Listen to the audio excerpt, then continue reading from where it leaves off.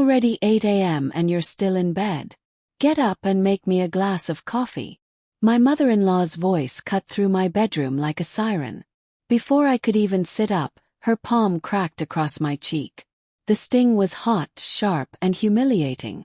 I tasted metal. The lampshade rattled on the nightstand.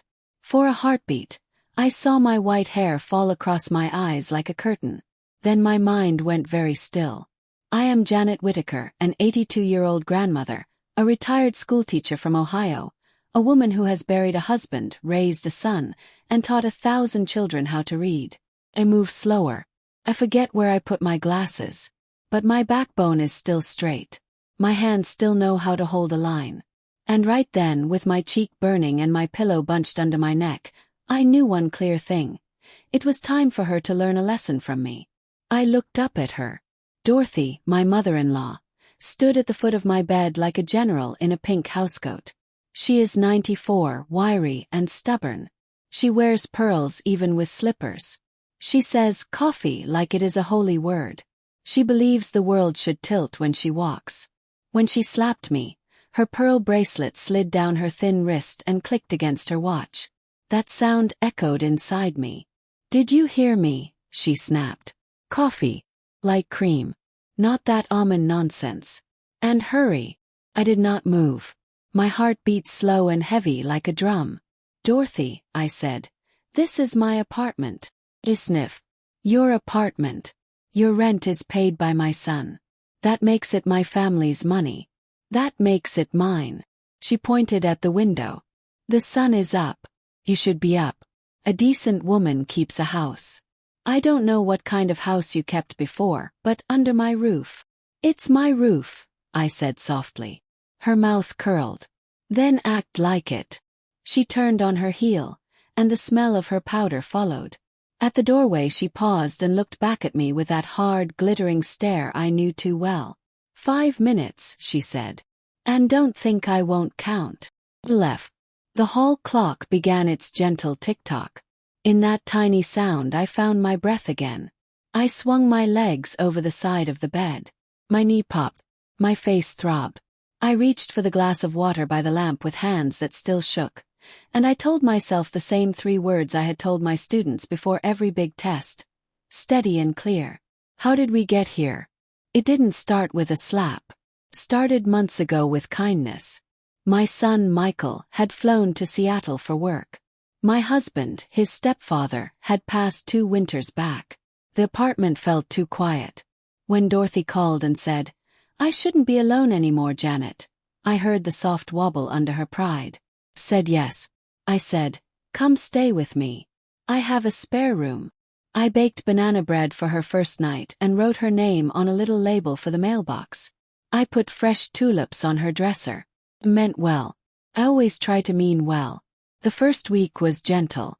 We watched old black and white movies and argued about actors. She called everyone in the neighborhood dear, and asked the mailman about his mother's arthritis. She ate my chicken soup and praised my pie crust. But the second week, small things shifted, like furniture inching across a floor at night. She moved my favorite chair to make better flow. She unplugged my reading lamp because light is a bill. She told the lady across the hall that I needed guidance. She set the thermostat to 65 and hid the remote. When I brought it up calmly, she patted my hand and said, Trust me, Janet. I know how to run a house. By the 3rd week, she made a chart for chores and pinned it to the fridge with a magnet shaped like a duck. Rise time, 6:30 a.m. breakfast. 7 a.m. coffee for Dorothy, as needed. She put my name next to everything. You're home more, she said. You can manage. When I told her that I liked to take a slow morning and read in bed, her eyebrows lifted. Lazy habits make a lazy back, she said. The first time she snapped at me, it was over a teaspoon. Not that spoon, she said sharply. The narrow one. The narrow one fits the sugar jar. The spoon trembled in my hand. I laughed a little to soften it. They all fit, Dorothy. She stared at me as if I had barked at the Queen. Do you enjoy provoking me? She said. Is this how you spoke to your elders? She called her sister after and told her I lacked respect. I folded laundry in the next room and listened to her small, cutting voice weave a story with my name. Still I tried. I am not perfect, I get tired, I dislike conflict. I always hope a gentle answer will ease a sharp tongue. But with Dorothy, every soft answer seemed to open a door for a louder demand. Then came the rules about my own bed. No sleeping past 7, she declared one morning, standing in my doorway, arms crossed. The day is for workers. I told her I didn't need a supervisor. She told me I needed standards. I told her we were equals. She told me she was the elder. I told her I was the host. She told me this apartment was practically hers because her son helped me with a bill when the radiator broke last winter. That my chest pinched. It was true. Michael insisted on paying the repairman when he visited and saw me shiver. He wanted to help. Let him. Dorothy took that kindness and made it a leash. I woke early the next day just to avoid a fight. The day after that too. But this morning, the morning she slapped me, it was raining and my bones felt like wet rope. I turned off the alarm at 6 and told myself, just 20 more minutes. The rain played a soft drum on the window. When I opened my eyes again, the clock said 7:58. 2 minutes later, Dorothy's voice shattered the quiet. I dabbed a cool cloth on my cheek and looked at myself in the mirror. My hair is silver blonde and thin, like sunlight on water. My eyes have fine lines, but they still catch a spark when I know I'm right.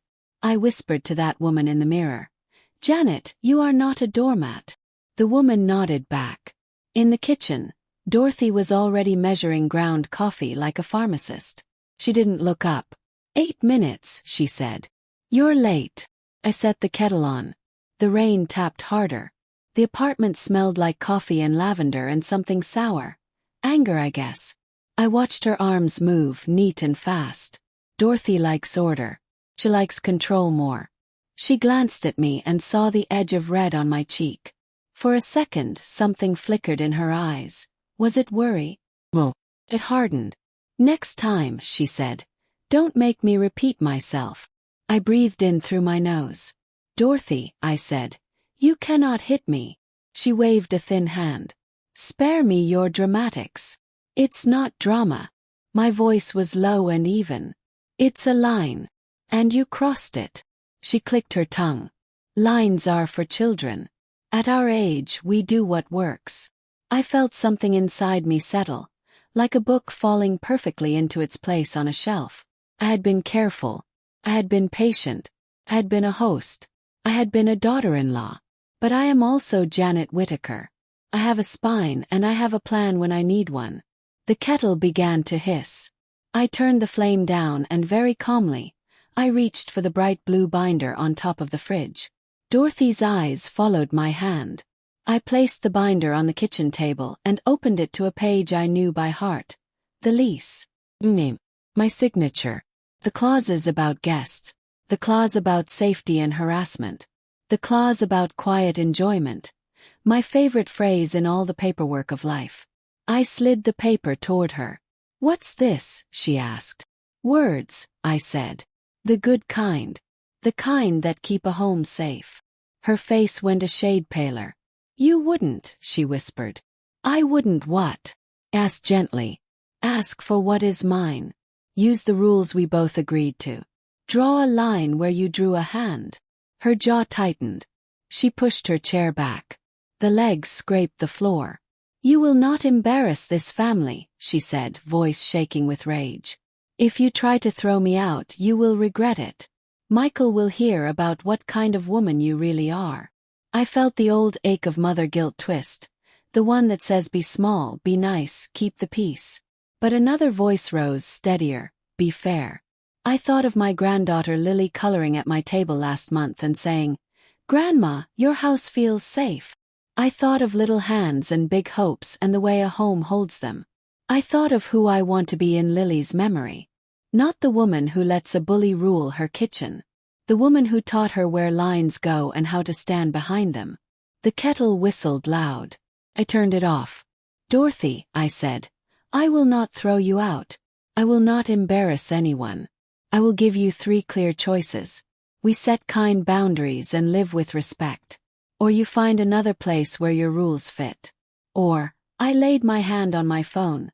I make a report about the slap and ask for help. Her eyes burned. You wouldn't dare call anyone. I would dare protect myself. She lunged faster than I expected for a woman her age. Her fingers closed over my phone. For one long second we were both holding it, like a small, hard animal between us. Her nails bit my skin. Give it, she hissed. No, I said. The phone slipped, clattered, and skidded under the table. We both froze. I looked at her thin chest rising and falling. She looked at my steady eyes. Rain hammered the window as if the sky itself leaned in to listen. Then from the hall the front door lock clicked, once, twice, and turned. Someone was coming in with a key. Dorothy's head snapped toward the door. My heart dropped into my stomach because I knew exactly who it had to be, and what he would bring with him in his hands. Janet! Michael's voice called. The door swung wide. He stepped into the apartment, damp from the rain, holding a brown envelope against his chest like a shield. He looked from my face to Dorothy's and then to the blue binder on the table. Mom, he said slowly, voice tight, eyes wet. We need to talk about this. Dorothy stiffened. Michael, don't you dare. He lifted the envelope and pulled out a stack of papers. Thick, official, stamped. My stomach flipped. I recognized the top one. I had seen that letterhead once before when my neighbor on the third floor cried for a week. Eviction notice, he said, voice breaking. But for who? The room went silent.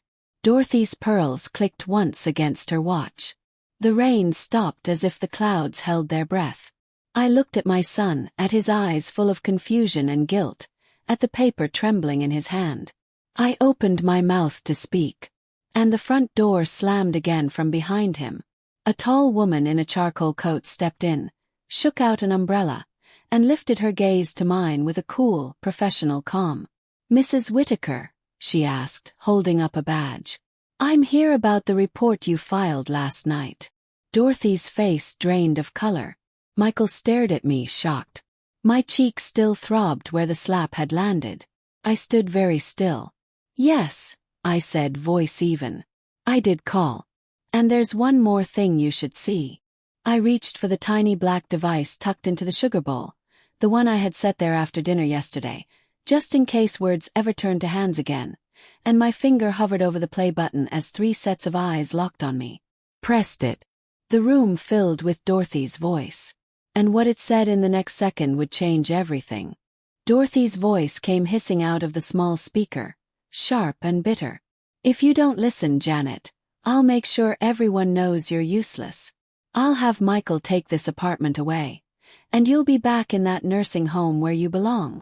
The words crackled, heavy in the quiet room. Michael's jaw fell open. The officer in the charcoal coat arched her brows, pen already moving against her notepad. Dorothy's eyes darted to me, then to the device, then to Michael. Her mask cracking for the first time since she moved in. I stood straighter. My cheeks still burned from the slap, but my voice carried steady. This has been happening for weeks, officer. The yelling, the rules, the threats. This morning she put her hand on me. Michael's face tightened like a rope pulled too hard. Mother, he said, voice trembling. You slapped Janet. Dorothy's lips pressed together. She's exaggerating. I was only trying to wake her up, Michael. You know how lazy she gets. You've seen it. I did what needed to be done. Lazy. I let out a low laugh that didn't sound like me. Michael, your mother ordered me around in my own apartment. She called me names. She controlled my mornings, my nights, even my meals. And now she raised her hand to me. Dorothy's pearls rattled as she shook her head. Don't listen to her, Michael. She's manipulating you. She always has. Michael held up his palm. Stop. For the first time, Dorothy froze at her own son's word. The officer glanced between us. Mrs. Whittaker, she said to me, you have every right to press charges if you wish. At the very least, I can file a report today. The recording is strong evidence. My chest thudded. Press charges. At 82, The thought of courtrooms and hearings made my knees ache just imagining it. But I thought of the sting on my face. Of my granddaughter Lily's voice saying, "Grandma, your house feels safe." How safe would it feel if I let this slide? Michael's hand lowered the eviction papers slowly onto the table. His voice cracked as he spoke. "Mom, I came here today because..." He tapped the envelope with shaking fingers. "I got this notice. But it's not for Janet. It's for you." Dorothy's head snapped up. "What?" Michael swallowed hard. "Your landlord called me last week. You haven't paid rent in months. They're evicting you. That's why I thought moving you here was temporary. I wanted to talk to Janet about making it work." He looked at me with guilt heavy in his eyes. But I didn't know it had gotten this bad. Dorothy's mouth opened, then closed. For once, she had no words. Her face, usually stiff and proud, crumbled like a paper mask in the rain. "I let you stay here because I believed we could help each other," I whispered. "But you turned my kindness into chains." The officer stepped forward, steady and calm. "Mrs. Whitaker, we can handle this two ways. You can agree to leave peacefully and seek proper housing, or we move forward with charges for harassment and assault. It's your choice." Dorothy's hands trembled against her pearls. Her gaze flicked between Michael, the officer, and me. For the first time since she moved in, I saw fear, real fear, in her eyes.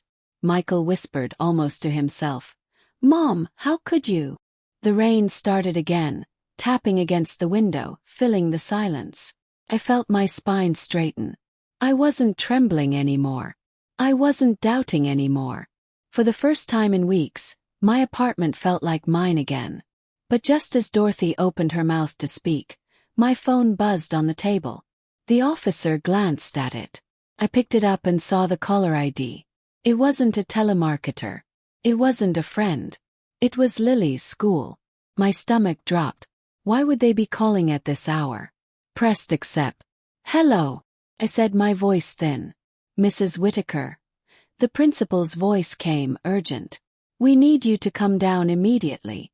It's about your granddaughter. There's been an incident." The world tilted. The slap, the eviction, the officer. All of it fell behind a curtain of ice. My breath caught. My knees threatened to give. "An incident," I whispered. What happened to Lily?" The officer reached for my arm, steadying me as Michael leaned forward, his face white. Dorothy sat frozen in her chair, gripping her pearls like a lifeline. The principal's voice was grave. "She's safe now, but we need you here at the school. Right away." The call clicked dead. I stared at the phone, my heart pounding in my ears. "Something's happened to Lily," I said. Michael bolted upright. Dorothy's lips parted in a gasp. The officer leaned closer. And just then, 3 sharp knocks rattled the apartment door. When I opened it, the person standing there was the last person I ever expected to see. And in their hands was something that made my blood run cold. The door creaked open, and there he was, Richard. My late husband's brother, a man I hadn't seen in nearly 15 years. His hair was thinner, his frame stooped, but his eyes, cold, calculating eyes, hadn't changed. In his hands, he clutched a small backpack, the kind a child would carry. And it wasn't just any backpack. It was Lily's, blue with little yellow stars, the one she'd begged me to buy at the start of the school year. My throat tightened. "Richard, what on earth are you doing here, with that?" Dorothy gasped behind me. "Richard," she shrieked, jumping from her chair as if the years melted away. "Why are you here?" The officer stepped forward, her hand brushing the badge on her chest. "Sir, who are you? Why do you have this child's property?" Richard's lips curled in a smirk. "Oh, don't get your feathers ruffled. Lily left this at the gate. I found it before anyone else could. Thought I'd bring it here, to where it belongs." His eyes darted to Dorothy, then to Michael, then finally locked on me. "Funny, isn't it? That the past has a way of coming back." Froze. The past. Richard was more than just my brother-in-law. He was the man who, after my husband's death, tried to challenge the will, tried to strip me of the little pension and savings my husband left me. He'd stormed into my home all those years ago shouting that I didn't deserve a cent. The courts ruled against him, and he vanished. Till now. Michael's fists clenched. Uncle Richard, what are you doing near Lily's school? You have no business there. Richard chuckled low. Calm down, boy. I didn't go inside. I was just walking past. Wrong place, right time. You know me, always helpful. He dangled the backpack by one strap, letting it sway like bait. But what's inside this little bag is more interesting than the bag itself. A chill slithered up my spine. What do you mean? He stepped closer, lowering his voice. I peeked. His grin widened. A letter. Note. Written by Lily herself. And I think you'd all better read it. Dorothy's pearls rattled as she clutched her chest. What nonsense is this, Richard? You're always making trouble. The officer held out her hand. Sir, if the backpack belongs to the child, I need you to hand it over now. For a moment, Richard's knuckles whitened on the strap. His eyes flicked again to Dorothy, and something unspoken passed between them. Something sharp, almost fearful. Then, with a mocking bow, he placed the bag in the officer's hands. Go on, he said. Read what the girl wrote. Then tell me if Janet here is still the saint she pretends to be. My stomach dropped. My mind raced. What could Lily possibly have written? The officer unzipped the bag and pulled out a folded piece of lined paper. She opened it carefully. Her brows knit as she scanned the words. Then her gaze shot up at me, sharp as glass.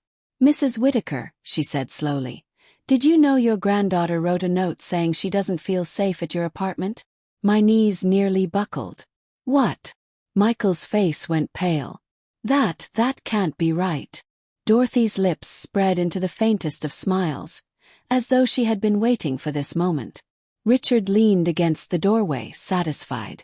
Told you. Kids don't lie. Maybe Janet isn't as gentle as she makes herself out to be. The officer's eyes stayed on me. Mrs. Whitaker, I need you to explain this. Because if your granddaughter feels unsafe here, it changes everything. The room spun. My chest tightened. I thought of Lily's sweet smile, her tiny arms around my neck, her voice whispering your house feels safe, Grandma. So why would she write a note saying the opposite? Who had gotten into her little head? I turned to Dorothy, and in that instant I saw it, the tiniest flicker of triumph dancing in her eyes. Dorothy, I whispered, my voice shaking with rage. What did you say to Lily? But before she could answer, Richard stepped forward again, lowering his voice to a growl. Janet, you may have won against me years ago. But this time. He tapped the note with his finger. This time the child herself is your undoing. And just then, the officer's radio crackled with static. A voice came through, urgent and quick. Unit 12, urgent update. That child's note, there's a second page. We've got it at the school. Repeat, there's a second page. The officer's eyes widened. She turned toward the door. What's on that second page? I whispered, my heart pounding. The officer met my gaze. That's what we're about to find out. And I think it's going to change everything you thought you knew about Dorothy. And Richard. The officer snapped her radio back onto her belt and looked at me. Mrs. Whitaker, we need to head to the school immediately. That second page might clarify everything. But before we could move, Richard shifted in the doorway, blocking the exit with his wiry frame. His grin widened, and the years of bitterness etched deep into his face. Why rush? He sneered. You'll know soon enough. Maybe it's better for Janet to stew a little. Let her feel the walls close in. Michael stepped forward, his voice low and shaking. Move, Uncle Richard. Now. Richard tilted his head. Or what? You'll throw me out, same way your fathers will throw me out of my own blood's legacy. I should have had that pension, that property. Instead, your sweet stepmother got everything and I got nothing. And now, he jabbed a finger toward me, she wants to play the victim while raising that little girl to believe lies. The air felt like glass ready to shatter. Dorothy's lips pressed tight, her pearls rattling faintly as she whispered, almost to herself, "Richard, stop talking." The officer's gaze flicked to her. "Why should he stop, ma'am? Do you know something about this?" Dorothy's eyes darted to me, then to Michael, then back to the floor. She didn't answer. Michael's fists clenched at his sides. "Enough games. Get out of the way." Richard only smirked wider, until the officer took one firm step toward him, her hand brushing her holster. "Sir, if you don't step aside, I'll move you myself." For once, Richard faltered. He raised his hands, mocking surrender, and stepped back. "Fine. But don't say I didn't warn you." We hurried past him, my knees aching but my heart beating fast. Down the stairs, through the rain, into the officer's car. Michael drove behind us. Dorothy, shaken, pale, was ordered to come along. Richard trailed us at a distance like a shadow. By the time we reached the school, the rain had slowed to a drizzle. The principal met us at the office door, his face lined with worry. He held a second sheet of paper in his hand. "This," he said, "was tucked in Lily's math notebook. We think it's connected to the first note." My hands shook as I reached for it, but the officer took it first, reading aloud so everyone could hear. "I don't feel safe at Grandma's apartment. When Grandma's friend comes.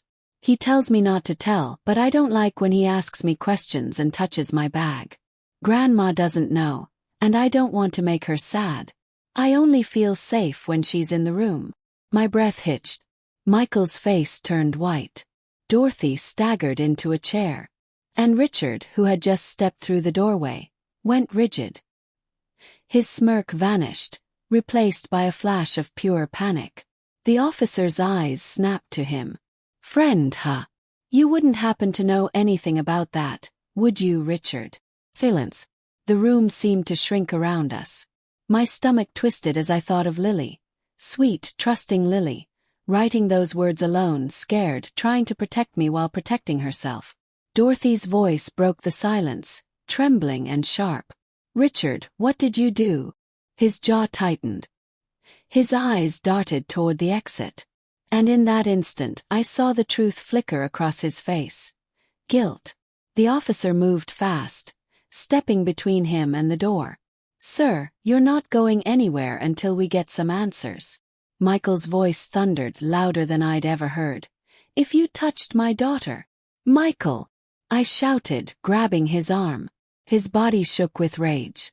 Richard raised his hands again, but this time his voice cracked. "It wasn't like that. I didn't." He stammered, backing against the wall. "I only asked her questions. I wanted to know what Janet tells her, what lies she spreads. I never meant harm." The officer's tone turned to steel. "Then why did she write that she didn't feel safe?" Richard's mouth opened, but no words came. And then Dorothy stood. Her hands trembled as she pointed straight at him. "He's lying. He's been coming around at night when Janet was asleep. I let him in. I thought he could keep me company. I didn't know he was bothering Lily." My heart stopped. "You let him in?" Dorothy's face crumpled. "I didn't think." Michael shouted. "You didn't think. You put my daughter in danger." The officer snapped her handcuffs from her belt. "That's enough. Richard, you're coming with me. We'll sort this out downtown." She stepped forward, seizing his wrists. Richard shouted, twisting, but it was no use. The cuffs clicked shut. As she dragged him toward the door, his eyes locked on me one last time. "This isn't over, Janet. You'll regret crossing me again. You all will." The door slammed behind them. The office fell silent.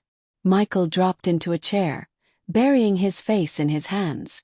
Dorothy collapsed into the other, her pearls clattering against the desk.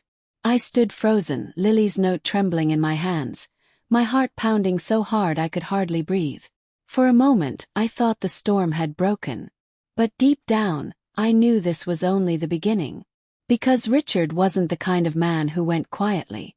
And Dorothy, her silence, her secrets, meant there was still more truth buried under years of lies. And when it came out, it would tear our family apart. The rain had stopped when we stepped out of the school office, but inside me, the storm only grew louder. Richard's threats still echoed in my ears. I held Lily's note so tight my knuckles turned white. My granddaughter had carried her fear in silence, and I hadn't seen it. The guilt pressed heavy on my chest. Michael walked beside me, his fists clenched, his jaw hard. "Mom," he said quietly, "I'll never forgive him if he touched her. Never." His voice cracked. "But I'll never forgive myself if I let this happen under my nose." I touched his arm, my own heart breaking for him. Michael will protect her now. That's what matters. Behind us, Dorothy shuffled along like a ghost, her head bowed. The pearls she clung to had lost their shine. She hadn't spoken since the officer cuffed Richard. I kept glancing back at her, torn between rage and pity. She had opened the door to that monster. But why? We drove back to my apartment in silence. The air inside felt colder than the rain outside. I brewed tea with trembling hands, not because I wanted to, but because the ritual gave me something to hold on to. Michael paced the living room. "We have to get Lily. I don't want her spending another night away. She needs to be with us." He nodded. "Yes. But Michael, before she comes back here we need answers. About your mother." Dorothy sat on the edge of the couch, her frail fingers twisting her pearls like a rosary. For a long moment, she didn't look at either of us. Then finally she spoke, her voice thin as paper. "I didn't think Richard would hurt her," she whispered. I was lonely. He came to see me, to bring me groceries, to talk. You don't know what it feels like to be old and invisible, Janet. To sit in silence all day and wonder if anyone cares if you're breathing. He made me feel needed." My chest tightened. "Needed? Dorothy, he's a snake. He's been bitter for years. You let him through my door without my knowledge. And now Lily doesn't feel safe in my home because of him. Do you understand how deep that wound is?" Tears welled in her eyes, but she shook her head. "I didn't think. I thought if I kept him close, maybe he'd forgive me too." "Forgive you for what?" Michael demanded, his voice sharp. Dorothy froze. Her lips trembled. She looked from me to her son, then down at the floor. "For what I did years ago. For the will." My blood ran cold. "What are you talking about?" Michael's face drained of color. "The will. Dad's will." Dorothy nodded, slowly, shame spilling over her like a shadow. "When your father died, Janet, you weren't supposed to get everything. He wanted to divide things differently. Richard was meant to receive a portion. I destroyed the document. I replaced it with another. I told Richard it was Janet who took everything. Not me." The words crashed over me like ice water. My knees shook. You forged the will. And blamed me." Michael staggered back, horror in his eyes. "Mother, tell me that's not true." Dorothy's sob broke the silence. "It was the only way. Richard would have ruined you both. He was reckless, a gambler, a drunk. If he had money, he would have destroyed himself, and us with him. So I changed it. I told myself it was for the best. But Richard never forgave me. He thought Janet stole his inheritance. He's hated her ever since." I gripped the table edge to steady myself. My heart pounded so loud I thought it would break my ribs. All these years, all his anger, all his threats, and you let me carry that blame. You let me think it was me he hated. Dorothy's hands shook as she clutched her pearls. "I thought you were strong enough to take it. I thought the truth would destroy Michael's memory of his father." Michael pressed his palms to his face. "So Richard's bitterness, his obsession, it all came from your lie." Dorothy sobbed harder. "I never imagined he'd take it out on Lily. I never thought it would spread this far." I couldn't breathe. My chest felt tight with rage, grief, betrayal. I had been carrying a burden that wasn't mine, hated by a man for a crime I never committed. And Dorothy, this frail, pearl-clutching woman, had been the architect of it all. The kettle whistled sharply, startling us. I turned it off with shaking hands. The apartment smelled of tea and secrets. Michael lowered his hands slowly. His eyes were red but blazing. "Mom," he said, his voice breaking, "you destroyed our family with one lie." Dorothy reached for him, but he pulled back. And just then the front door rattled. A heavy knock shook the frame. Michael stiffened, froze. Dorothy gasped. When I opened the door, another officer stood there, rain dripping from his jacket. He held a folder in his hand. "Mrs. Whittaker," he asked, his voice grave. "We've searched Richard's apartment. You'll want to see what we found." He handed me the folder. My hands trembled as I opened it. Inside were photographs, dozens of them, of Lily, the park, school, even through the window of my apartment. Dorothy screamed. Michael roared. My knees buckled. And right then I knew. This nightmare was only deepening. Because Richard wasn't just bitter. He was dangerous. The photographs slid across the table like knives, each one cutting deeper than the last. Lily at the playground, her hair in pigtails, chasing bubbles. Lily on the school steps, backpack slung over her shoulder. Lily at my window, her small face pressed to the glass, unaware that someone was watching from the shadows. My hand flew to my mouth. My stomach churned. "He was stalking her," I whispered. Michael snatched up the photos, his face red, his whole body shaking. "He was watching my little girl. My baby." He slammed the pictures back onto the table so hard the teacups rattled. "I swear if I ever get near him again." The officer raised a hand. "Mr. Whittaker, I understand your anger, but Richard is in custody. We'll move forward with charges. Stalking, endangerment, possibly more if Lily describes anything further." Michael's breath came ragged, his fists tight. "She's just a child. How could he?" His voice cracked and died. I reached for his arm, my own heart breaking. "Michael, we'll protect her now. That's what matters." But inside me guilt boiled. I should have noticed. I should have seen the way Richard lingered, the way Dorothy's eyes flickered when she mentioned his visits. I had lived 82 years, but I had failed to see the danger right under my nose. Dorothy sat hunched in the corner, her pearls clattering faintly in her trembling hands. Her face was ashen. I didn't know he was watching her. I swear I didn't." The officer turned to her. "Ma'am, you admitted earlier that you let him in at night. Did you ever see him near the child? Did you suspect anything?" Dorothy shook her head violently. "No. I thought he only came to talk to me. To settle old wounds." Her voice cracked. "But maybe he asked questions. About Janet. About Lily. I didn't think it meant anything." Michael spun toward her, his eyes blazing. "You didn't think. You opened the door to him. You gave him access to this family. You nearly destroyed my daughter's safety." Dorothy crumbled under his fury, tears streaking her wrinkled cheeks. "I made a mistake. I made so many mistakes." The officer cleared his throat, pulling a second item from the folder. "There's more. We found a notebook in Richard's apartment. His handwriting." He laid it on the table, flipping it open. Inside were pages filled with rambling notes, arrows, underlined words. At the top of one page, "The girl equals leverage." My blood froze. The officer continued, reading aloud. "Get her to talk.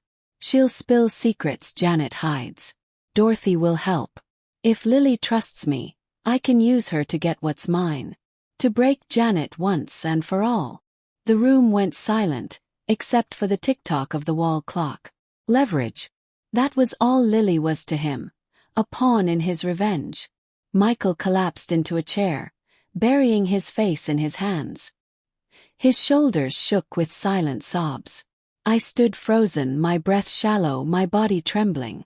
"And Dorothy," Dorothy whispered, broken and trembling. "This is my fault. I fed his hatred. I told him Janet took what wasn't hers. I opened the door for him. She let out a sob that cracked her voice in half. I handed him the matches and watched him set fire to this family. I wanted to scream at her. I wanted to tell her she was right, that she had poisoned Richard's heart with her lies and nearly cost us everything. But as I looked at her frail frame hunched in guilt, something inside me shifted. Because anger couldn't fix this. Not now. Dorothy, I said quietly, though my voice shook. You can't erase what you've done. But you can help repair it. You're going to tell the truth about the will, about Richard, about everything. Her eyes widened. If I confess, I'll lose everything. My son, my family. You already lost us, Michael said hoarsely, lifting his head. His eyes were bloodshot. But maybe you can help us save Lily. The officer closed the notebook. We'll need Dorothy's full statement. If she cooperates, it could strengthen the case against Richard. For a long moment, Dorothy sat motionless. Then slowly she nodded, tears falling onto her pearls. I'll tell everything, she whispered. I exhaled, but my relief was brief. Because even with Richard locked up, even with Dorothy's confession, my heart wouldn't settle. Something in the way Richard had looked at me before being dragged away, his eyes burning with fury, told me this wasn't over. And I was right. That night, as I finally tried to rest in my bed, my phone buzzed on the nightstand. I picked it up expecting Michael. But the number was unknown. With trembling hands I answered. A voice hissed on the other end. Low, cold, familiar.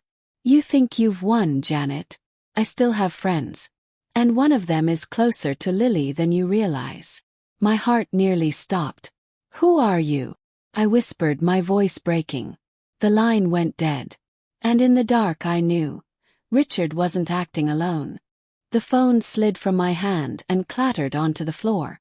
My whole body froze.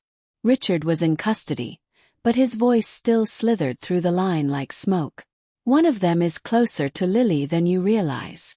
I barely slept that night. Every creak of the old pipes, every shadow across the wall, made me jolt awake.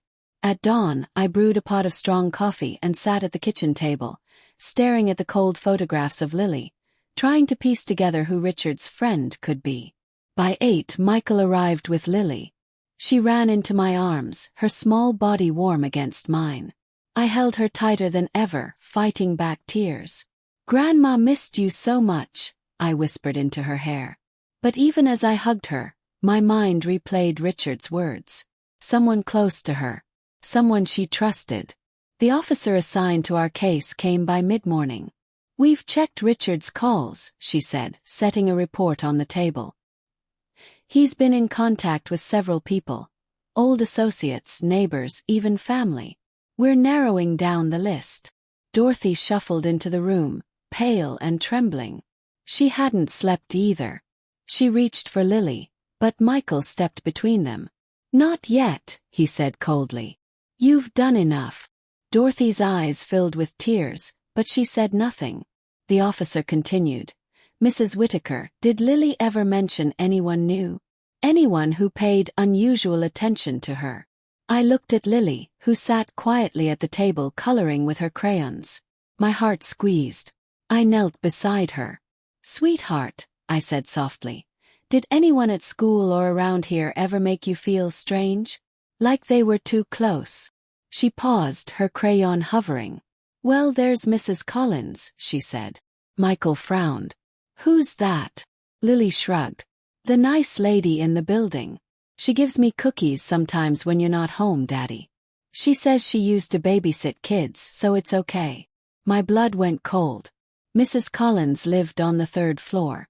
A widow, always cheerful, always chatty. I'd spoken to her dozens of times in the laundry room. Never once did I suspect anything. The officer's brows furrowed. And how often do you see Mrs. Collins? Lily's voice dropped. Sometimes after school. She waits near the gate. She says she's helping Grandma. My head whipped toward Dorothy. Helping you? Did you know about this? Dorothy's face crumpled. She wrung her hands. She offered. Said she'd watch Lily when you were resting. I thought. You thought? Michael thundered, his voice shaking the walls. You let a stranger get near my daughter without telling us? Dorothy sobbed, her frail body shaking. She seemed kind. I was desperate, I was drowning. The officer stood abruptly. I need an address for Mrs. Collins. Now. Within an hour, we were standing outside apartment 3B. The officer knocked firmly. Police. Open up. Silence. She knocked again, louder. Mrs. Collins, we need to speak with you. Finally the door creaked open. Mrs. Collins stood there in her robe, her silver hair neatly pinned, a sweet smile on her lips. Oh, officers, she said calmly. Is something wrong? The officer's gaze swept past her shoulder. Ma'am, we have reason to believe you've been in contact with Richard Whittaker. May we come in? Her smile faltered for a split second, but then she stepped aside. Of course. I have nothing to hide. The moment we entered, my breath caught. On her coffee table sat a half-eaten plate of cookies. And next to it, another photograph of Lily. Michael's roar shook the apartment. Why do you have that? Mrs. Collins froze, her hands trembling. I was only keeping an eye on her. Richard said Janet couldn't handle her alone. He told me I'd be helping. I never meant harm. The officer's eyes hardened. You'll need to come with us. But before she could cuff her, Mrs. Collins whispered something that made my blood turn to ice. It wasn't just Richard. He wasn't the only one watching her. The room went silent. Who else? The officer demanded. Mrs. Collins's eyes flicked toward Dorothy. She knows. Dorothy staggered back, her pearls rattling violently. No, I don't. But the look on Mrs. Collins's face told us the nightmare had another layer still buried. And the secret Dorothy was holding back could be the one that finally destroyed us all. The officer's voice snapped like a whip. Mrs. Collins, speak clearly. Who else was involved? Mrs. Collins's hands shook, but her words came slow and deliberate. It wasn't only Richard. He said someone inside this family owed him. Someone who'd protect his interests even if he was locked away. Her eyes turned to Dorothy. Michael spun on his mother. What is she talking about? Mom, what did you do? Dorothy's face went ashen, her pearls rattling against her chest like a guilty heartbeat. I don't know what she means, she stammered, but her eyes refused to meet ours. Mrs. Collins leaned forward, her voice low. Richard said he had leverage on Dorothy. Something from years ago, something she never wanted her son to know. He told me if anything ever happened to him, Dorothy would keep the fire burning. She'd make sure his plan wasn't buried. Michael's voice broke. Mother, is that true? Dorothy's lips trembled. She clutched her pearls tighter, tears brimming in her eyes. Finally, her voice cracked like dry wood. It's true. The air left my lungs. Michael staggered back as if she'd struck him. What did he have on you? Dorothy's shoulders sagged, and her whole body seemed to shrink under the weight of her own secrets. It was decades ago, she whispered. Your father's accident. It wasn't an accident. The room went dead silent. My heart stopped. What are you saying, Dorothy? Her voice shook, raw and broken. Your father didn't slip down those stairs on his own. Richard and we fought with him that night. He discovered the forgery of the will. He was furious, said he'd expose me. Richard panicked, shoved him. He fell. Her sobs tore the words apart. And God forgive me, I stayed silent. I let everyone believe it was just a tragic fall. Michael's face twisted in horror. You mean, all this time my father's death? Dorothy wailed, burying her face in her hands. I told myself it was an accident. That if I stayed quiet it would protect you, protect the family. But Richard, he never let me forget. He held it over me for years. That's why I let him close. That's why I let him near Lily. He promised he wouldn't expose the truth if I gave him what he wanted. I staggered against the wall, my knees weak.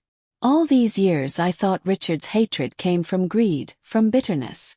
But the truth was uglier. Dorothy had bound herself to him with blood. Michael's voice thundered, raw with grief and rage. You both killed him. And you let me grow up believing it was a fall. You let me worship his memory while hiding the truth.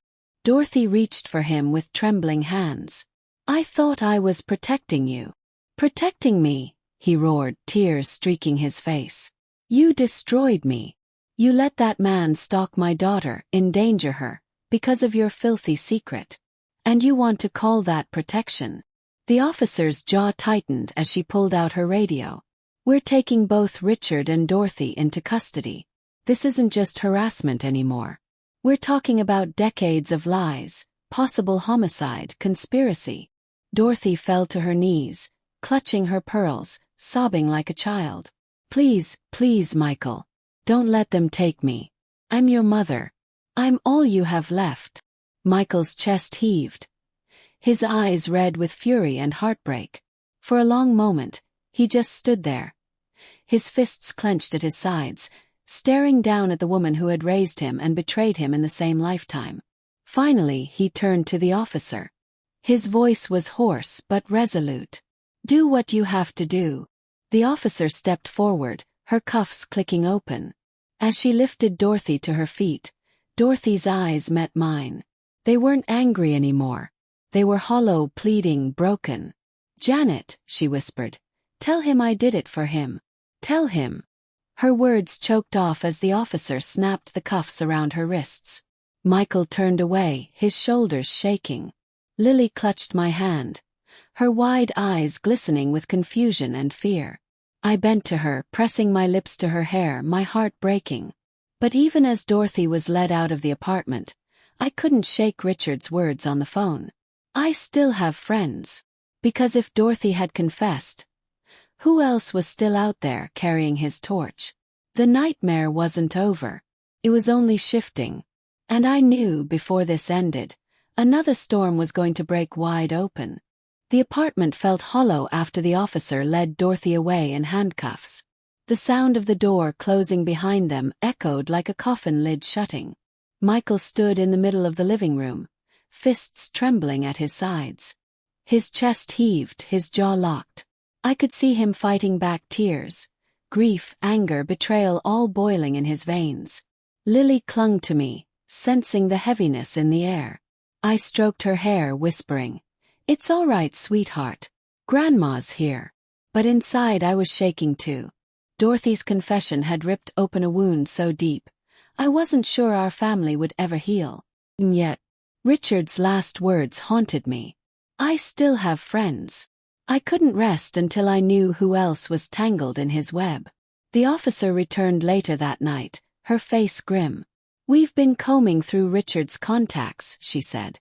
"And there's one name that stands out. Someone who's been sending him money orders for years. Someone who lives closer to you than you think." My stomach nodded. "Who?" The officer laid a paper on the table. A name was printed in bold letters. Michael Whitaker. Michael staggered back as if struck. That's not possible. I never." The officer's eyes were sharp. "These payments came from your account. Regular deposits, every month, stretching back nearly 5 years. Michael's face drained of color. No, that's wrong. I never gave him a cent." His hands shook as he grabbed the paper. "These signatures, they're not mine." A chill ran down my spine. I reached for the paper. My eyes scanned the loops and strokes of the forged signature. My breath caught. It wasn't Richard's handwriting. It wasn't Michael's either. It was Dorothy's. She had forged her own son's signature to funnel money to Richard, keeping him fed and fueled all these years. The officer exhaled. That confirms her confession. She was complicit far longer than we thought. Michael crumpled into the couch, burying his face in his hands. "My whole childhood, my whole life, it's all been lies." I sat beside him, placing a trembling hand on his back. "No, Michael. You're not a lie. You're the truth that survived their lies. And Lily, she's the light that will carry us forward." He lifted his face, tears cutting down his cheeks. "How do we move on from this, Mom? How do we protect her when the people we trusted most tried to destroy us? I looked at Lily, coloring quietly on the floor. Her small fingers moved with care, her eyes bright with innocence. She didn't yet know the full darkness that hovered over her. And I knew, with the clarity of my 82 years, that this was my calling now. We move forward, I said, my voice steady, by breaking the cycle, by telling her the truth. Not all at once, not to burden her, but enough so she knows lies don't win. By teaching her that strength isn't in silence, but in speaking up. She already showed us how brave she is. She wrote that note. She saved herself. Michael nodded slowly, his chest rising with a shaky breath. She's stronger than any of us. The officer gathered the papers. Richard and Dorothy will face justice. You and your granddaughter, you're safe now. But healing will take time. After she left, the apartment was quiet again. Too quiet. I tucked Lily into bed that night, smoothing her hair back as she drifted to sleep. I whispered, "This house will be safe for you. I promise." When I returned to the living room, Michael sat staring at an old photograph of his father, his hands trembling. He looked up at me, his eyes filled with pain. "I don't even know who I am anymore. My mother lied. My uncle tried to use my daughter. My father's death wasn't what I thought. Everything's been ripped away." I sat beside him, gripping his hand. "You are who you've always been. A father who loves his daughter. A son who loved his dad. A man who survived betrayal without becoming bitter. That's who you are." Tears spilled down his cheeks. For the first time since this nightmare began, he leaned against me, just like he had as a boy. We sat in silence, broken but still breathing. I knew the scars of this would never fully fade. But I also knew that survival, truth, and love, however battered, would carry us forward. And as I looked toward Lily's closed bedroom door, I vowed, no one would ever hurt her again. Because in the end, families are not built by lies or blood alone. They are built by the courage to face the truth, no matter how much it hurts. And I was ready to make sure that truth lived in Lily forever.